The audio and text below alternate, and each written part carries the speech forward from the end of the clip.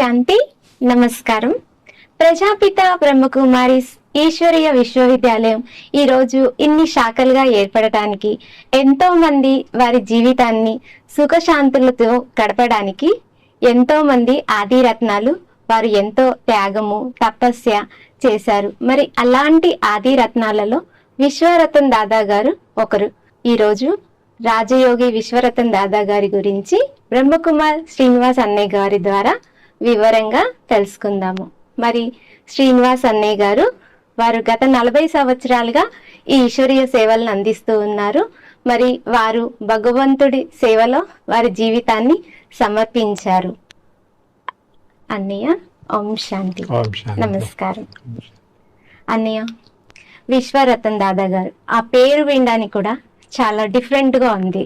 అసలు మరి ఆ పేరు యొక్క విశేషత ఏంటి? అదే విధంగా విశ్వరతన్ దాదా గారు చేసిన విశేషమైన సేవల గురించి తెలియజేస్తారా? విశ్వరతన్ దాదా, చూడండి ఎంత బాగుంది పేరు. యాక్చువల్లీ దాదా లౌకిక్ పేరు వేరే. ఓకే. అయితే యజ్ఞంలో వచ్చిన తర్వాత సాకార్ బాబా, బ్రహ్మ బాబా, ఓకే, అంటే ఒక సమయం ఎలా వచ్చిందని అంటే ప్రతి వాళ్ళకి ట్రాన్స్లోకి వెళ్ళి పేరు తీసుకొచ్చేది. ఓకే. సో చాలా మంది అక్కేళ్ళకి అన్నిళ్ళకి ఆ పేరు వతన్ నుండి వచ్చినటువంటి పేరు అన్నమాట ఇది. ఓకే. సాకార్ బాబా స్వయంగా పెట్టిన పేరు కాదు ఇది. ఇది వతన్ నుండి. ఓకే. అప్పుడు కూడా బాబా ఉన్నప్పుడు కూడా బాబా పురుషార్థి, బ్రహ్మ బాబా పురుషార్థి సంపూర్ణంగా కాలేదు. అయితే పురుషార్థికి ఎప్పుడైతే వతన్ వెళ్ళేటువంటి ఆత్మలు ఉన్నారో వారికి ఒక రకమైనటువంటి ఒక వరదానం అది. లాస్ట్ వరకు మనం గుల్జార్ దాదిని చూసాము. ఇప్పుడు వర్తమాన్ సమయంలో ప్రెసెంట్ మనం రుక్మిణీబాయిని చూస్తున్నాము. సో అలాగా కొంతమందికి ఇలాంటి ఒకటి వరదానం అనమాట. ఓకే, వతన్లోకి వెళ్ళేటువంటి వరదానం కొంతమందికి బాబా ఇచ్చారు. అయితే బాబా ఏదన్నా ఉన్నట్లయితే వతన్ నుండి వతన్ కి మెసేజ్ ఇచ్చి అక్కడ నుండి ఆన్సర్ తెప్పించుకునేవాడు బాబా. బ్రహ్మ బాబా గారు.